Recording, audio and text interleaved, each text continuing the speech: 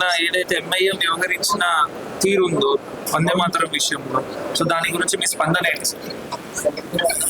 నిజంగా అది చాలా సిగ్గుతో కూడినటువంటి చర్య అండి. అది ఎంఐఎం అని వాళ్ళని వాళ్ళు ఫస్ట్ పునరాలోచించుకోవాలి, వాళ్ళు చేసింది ఎంతవరకు కరెక్ట్ అవునా కాదా అనేది. ఇప్పుడు అదే వాళ్ళు జనగణమన పాడుతున్నప్పుడు కూడా వాళ్ళు ఎందుకు వెళ్ళిపోలేదు, వాళ్ళు మళ్ళీ జనగణమనకి వచ్చేటప్పటికి ఎందుకు వాళ్ళు మళ్ళీ లోపలికి రావడం జరిగింది? ఇది చాలా తప్పు. అది తర్వాత ఎమ్మెల్యే కానీ ఇక మజ్లిస్ పార్టీ అవనండి, ఇంకే పార్టీ రాజకీయ పార్టీ వ్యక్తులైనా కానివ్వండి, వాళ్ళు పదవిలోకి వచ్చేటప్పుడు వాళ్ళు ఒక ప్రమాణ స్వీకారం చేస్తారు. నేను కాన్స్టిట్యూషన్కి కట్టుబడి వ్యవహరిస్తాను, ఏ రకమైనటువంటి వ్యతిరేక చర్యలకి నేను పాటుపడను, అండ్ సార్వభౌమాధికారాన్ని కాపాడుతానని.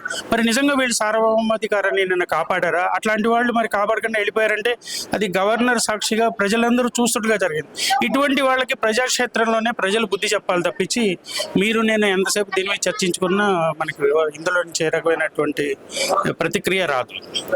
దీనికి సరైనటువంటి సమాధానం క్షేత్రస్థాయిలో ప్రజలు ఇలాంటి వాళ్ళని మనం ఎన్నుకుని అసెంబ్లీకి పంపిస్తే వీళ్ళు ఏం చేస్తారు, మనకి ఎంతవరకు ఉపయోగపడతారు అనేది వాళ్ళని వాళ్ళు ఇచ్చేసుకోవాలి.